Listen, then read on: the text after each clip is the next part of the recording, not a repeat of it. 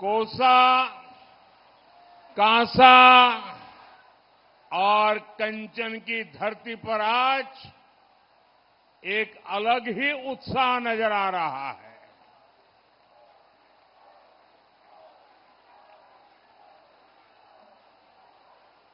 कुछ महीने पहले मैं विधानसभा चुनाव में भाजपा के लिए आपसे आशीर्वाद मांगने आया था। भाजपा के हर साथी को आप सबने बहुत आशीर्वाद दिया। हमारे सेवा भाव को मान दिया। इसके लिए सबसे पहले तो मैं आप सबका हृदय से बहुत बहुत आभार व्यक्त करता हूं। अब मैं आज फिर से आपके लिए पास आशीर्वाद मांगने आया हूं। तीसरी बार भाजपा सरकार के लिए आपके भरपूर आशीर्वाद लेने के लिए मैं आपके पास आया हूं। पिछले 10 साल में अपना देश बहुत आगे आया है, लेकिन बहुत सारा काम बाकी है। और छत्तीसगढ़ में तो मुझे पिछली सरकार ने मेरे कोई भी काम यहां आगे बढ़ने ही नहीं दिए। अब विष्णुदेव जी है तो वो काम भी मुझे पूरे करने हैं।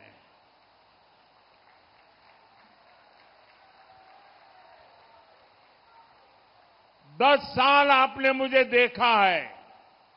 मैं लगातार आपके लिए दौड़ता रहता हूं कि नहीं दौड़ता रहता हूं, काम करता रहता हूं कि नहीं करता रहता हूं, एक भी छुट्टी लिए बिना काम करता हूं नहीं करता हूं, भरपूर मेहनत करता हूं कि नहीं करता हूं। और सब आप ही के लिए कर रहा हूं ना। मुझे बताइए, आपके लिए कर रहा हूं ना, मेरे लिए तो नहीं कर रहा हूं ना। बाकी नेताओं को तो अपने बच्चों के लिए कुछ करना होता है, मोदी के लिए तो आप ही मेरा परिवार है। अब मुझे बताइए, आप लोग तो बहुत उदार हैं, बहुत आशीर्वाद देने वाले लोग हैं, और मैंने जब जब आपसे आशीर्वाद मांगा आपने कोई कमी नहीं रखी है। लेकिन आज मैं आपसे आग्रह करने आया हूं, अगर मोदी आप कहते इतना काम करता है, सब लोग सोशल मीडिया में कहते हैं मोदी कितना काम करता है। अब मैं आपसे एक और बात कहना चाहता हूं। अब मोदी इतना सारा करता है, क्या आपको मोदी के लिए 1 घंटा निकालना चाहिए कि नहीं निकालना चाहिए? 1 घंटा निकालना चाहिए कि नहीं निकालना चाहिए? 7 मई को वोट देने के लिए मोदी के लिए 1 घंटा निकालोगे? जरा हाथ ऊपर करके बताओ, निकालोगे? मोदी को वोट करोगे? पक्का करोगे? आपको जांजगीर चंपा से हमारी छोटी बहन कमलेश जांगड़े और रायगढ़ से हमारा छोटा भाई राधेश्याम राठिया जी को भारी मतों से जिताकर दिल्ली में मेरी मदद के लिए भेजना है। भेजेंगे। ये दोनों मेरे साथी भारत को शक्तिशाली बनाने के लिए, एक मजबूत सरकार के लिए दिल्ली में मेरा साथ देने वाले हैं। करेंगे। मुझे मां चंद्रहासिनी अष्टभुजी मैया, शिवरी नारायण, गिरोधपुरी धाम, तुरी धाम, दमाखेड़ा की कृपा और आप जनता जनार्दन के आशीर्वाद पर अटूट भरोसा है।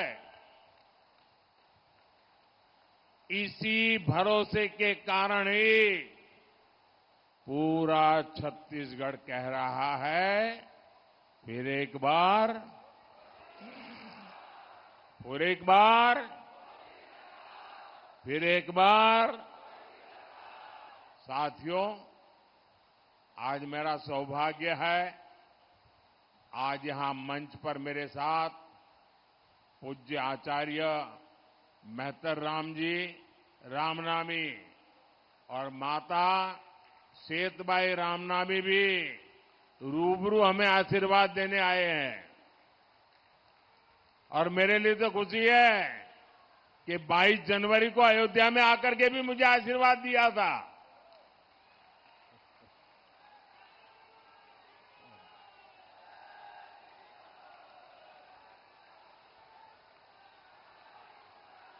रामनामी समाज अपनी भक्ति, अपने भजन, श्री राम के प्रति अपने समर्पण और प्रकृति प्रेम के लिए जाना जाता है।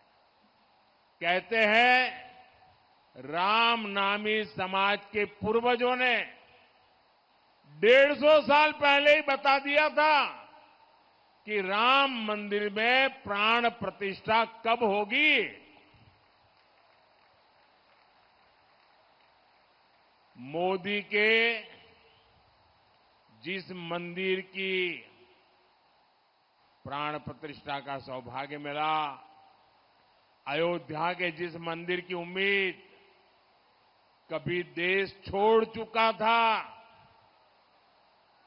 सबने मान लिया तब तो मामला खत्म नहीं होगा, उस उम्मीद को पूरा करने का काम भारतीय जनता पार्टी ने किया है।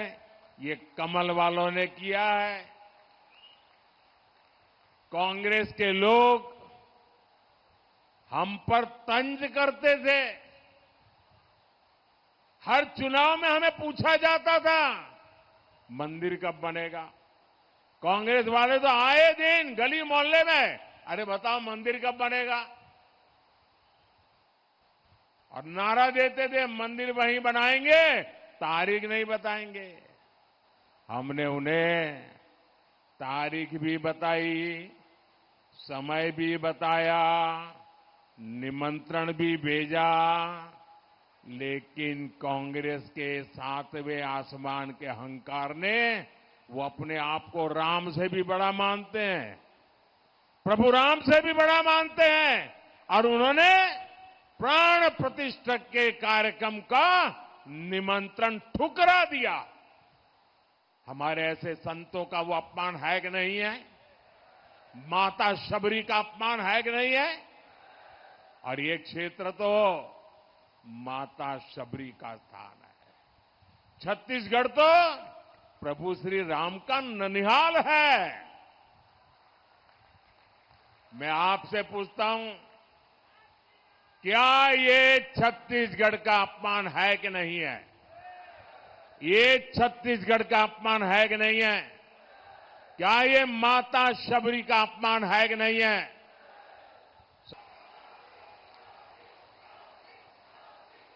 भाइयों और बहनों, 2014 से पहले करीब 60 वर्ष तक कांग्रेस के एक ही परिवार ने सीधा या रिमोट से सरकार चलाई। कांग्रेस कभी नहीं चाहती कि दलित, पिछड़े, आदिवासियों की भागीदारी बढ़े। 2014 में आपने अपने बीच से आए मोदी को इतनी बड़ी जिम्मेदारी दी। मैं आप लोगों के बीच से निकला हुआ हूं। मैं गरीबी को जी करके आया हूं। जिन मुसीबतों को आपके माता पिता ने झेला है ना, वो मैंने भी झेली है। आज देखिए, इसी के कारण भाजपा ने एक दलित परिवार के बेटे को देश का राष्ट्रपति बनाया और कांग्रेस देखिए उनका भी विरोध किया। भाजपा ने देश को पहली आजादी के इतने साल बाद पहली आदिवासी महिला राष्ट्रपति देने का फैसला किया। अब मुझे बताइए, इसमें कांग्रेस का क्या जाता था भाई? कांग्रेस ने स्वागत करना चाहिए था कि नहीं करना चाहिए था? कांग्रेस ने साथ देना चाहिए था कि नहीं देना चाहिए था? लेकिन आदिवासियों की घोर विरोधी कांग्रेस ने एक आदिवासी बेटी जब राष्ट्रपति बन रही थी उनका भी विरोध किया और जीत गई तो अनाप शनाप बोल करके उनका अपमान भी किया। यहां छत्तीसगढ़ में आपने भरोसा जताया तो हमने मेरे साथी अरुण साव जी को भी इतनी बड़ी जिम्मेदारी दी, लेकिन कांग्रेस को गरीब, दलित, पिछड़े, आदिवासी परिवारों की सत्ता में ये भागीदारी पच नहीं रही। भाई और बहनों, कांग्रेस ने अब एक और बड़ा खेल शुरू कर दिया है। पहले कर्नाटका से कांग्रेस के सांसद ने कहा कि दक्षिण भारत को अलग देश घोषित कर देंगे। अब कांग्रेस के गोवा के उम्मीदवार कह रहे हैं कि गोवा पर भारत का संविधान लागू नहीं होता। वो साफ साफ कह रहे हैं कि गोवा पर देश का संविधान थोपा गया और उन्होंने ये बातें कांग्रेस के शाहजादे को बताई है। ये बाबा साहब आंबेडकर का अपमान है कि नहीं है? ये बाबा साहब आंबेडकर का अपमान है कि नहीं है? ये भारत के संविधान का अपमान है कि नहीं है? ये भारत के संविधान के साथ छेड़छाड़ है कि नहीं है? कांग्रेस का उम्मीदवार कह रहा है कि गोवा में संविधान नहीं चलेगा। ये जम्मू कश्मीर के लोग भी कहा करते थे, आपने मोदी को आशीर्वाद दिया, आज उनकी बोलती बंद हो गई और देश का संविधान वहां चल रहा है। बाबा साहब आंबेडकर का संविधान जो जम्मू कश्मीर में नहीं चलता था वो भी लागू हो गया। भाइयों बहनों, कांग्रेस का उम्मीदवार कह रहा है कि उसने उसके नेता को कहा है और ये सार्वजनिक करता है। उसका मतलब उस नेता ने उसको मुख सहमति दी है। ये सोची समझी चाल है देश को तोड़ने की। कांग्रेस को देश के एक बड़े हिस्से ने नकार दिया है, इसलिए वो देश में ही ऐसे टापू बनाना चाहती है। आज गोवा में संविधान को नकार रहे हैं, कल पूरे देश में बाबा साहब आंबेडकर के संविधान को नकारने का पाप करेंगे लोग। भाई और बहनों, कांग्रेस के पास ना देश के लिए कोई विजन है और ना ही गरीब कल्याण की उसे एबीसीडी आती है। अब आप मुझे बताइए, गरीब मां का बेटा भी डॉक्टर बनना चाहे तो बनना चाहिए कि नहीं बनना चाहिए? गरीब मां का बेटा डॉक्टर बनना चाहिए कि नहीं बनना चाहिए? गरीब मां का बेटा इंजीनियर बनना चाहिए कि नहीं बनना चाहिए? गरीब मां का बेटा साइंटिस्ट बनना चाहिए कि नहीं बनना चाहिए? लेकिन उन्होंने ऐसी स्थिति बनाई थी कि अगर आप अंग्रेजी नहीं पढ़े हैं तो आप डॉक्टर नहीं बन सकते, इंजीनियर नहीं बन सकते, साइंटिस्ट नहीं बन सकते। मोदी ने आके तय कर दिया, अब गरीब मां का बेटा भी डॉक्टर बनेगा। वो अपनी मातृभाषा में पढ़ेगा, अंग्रेजी नहीं आएगी, गांव के स्कूल में पढ़ करके आएगा। अगर डॉक्टर बनना चाहता है तो वो बनेगा। ये काम हम करते हैं। मोदी आत्मनिर्भर भारत की बात करता है तो कांग्रेस कहती है ये तो मुद्दा ही नहीं है। यहां का कोसा, हमारा कोसा सिल्क दुनिया भर में छा जाए, मोदी इसके लिए समर्पित है। और इसलिए मैं वोकल फॉर लोकल की बात करता हूं। यहां जो हमारे विश्वकर्मा साथी हैं, कांसे को शानदार कला में ढालते हैं, दूसरे शिल्प में जुटे हैं। ऐसे साथियों के लिए हमने 13,000 करोड़ रुपए की विश्वकर्मा योजना बनाई है। हम ऐसे विश्वकर्मा साथियों को आर्थिक मदद दे रहे हैं। छत्तीसगढ़ की जो सबसे पिछड़ी जनजातियां हैं, उनके लिए भी पीएम जनमन योजना बनाई है। इस योजना पर भी करीब 25,000 करोड़ रुपए खर्च किए जा रहे हैं। लेकिन साथियों, गरीब सेवा के मोदी के इन प्रयासों पर यहां कांग्रेस वाले क्या कहते हैं? यहां कांग्रेस वाले कहते हैं मोदी का सिर फोड़ देंगे।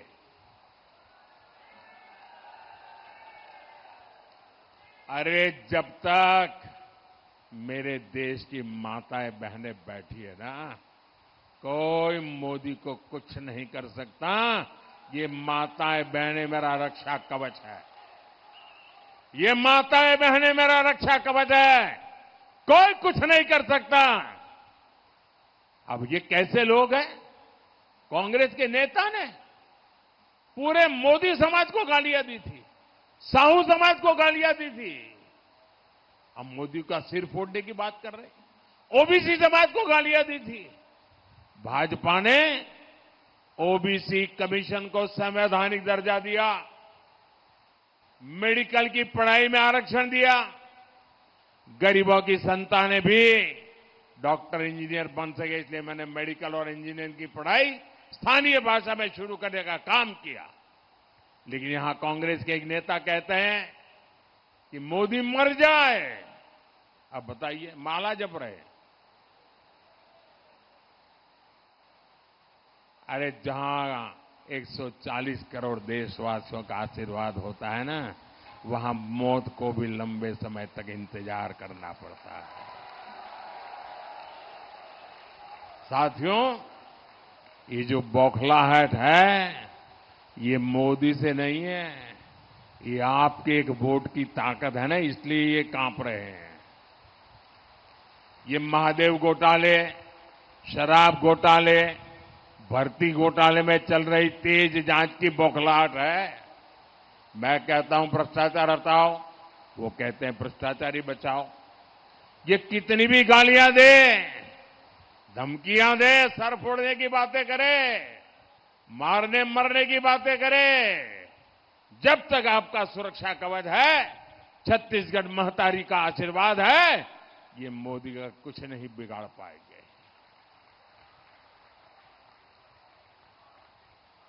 और साथियों, आपने देखा होगा, कम से कम पिछले 30 साल से जब भी चुनाव आता है तो एक ही घिसी पीटी टेप रिकॉर्ड बजाते रहते, कानों कानों में कहते रहते, देखो ये भाजपा वाले आएंगे, संविधान खत्म कर देंगे, भाजपा वाले आएंगे, आरक्षण खत्म कर देंगे।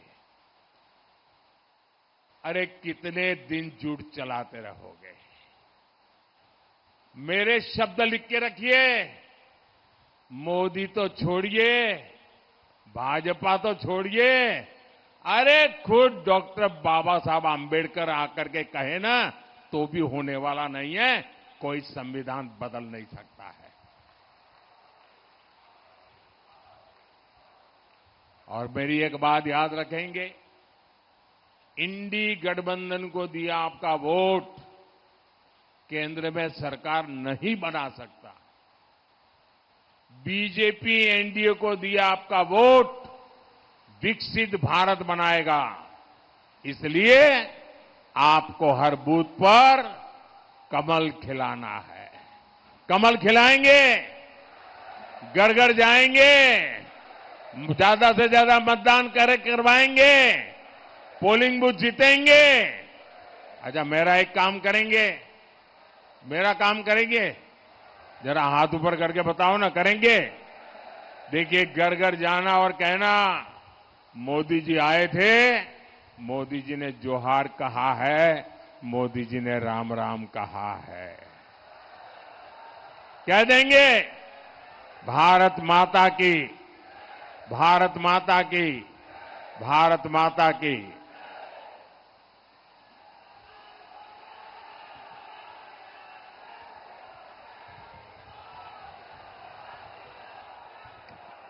पीएम मोदी को आप जांजगीर चांपा से सुन रहे थे। पीएम मोदी ने 2014 में बड़ी जिम्मेदारी का जिक्र करते हुए कहा, दलित परिवार की बेटी को हमने राष्ट्रपति बनाया।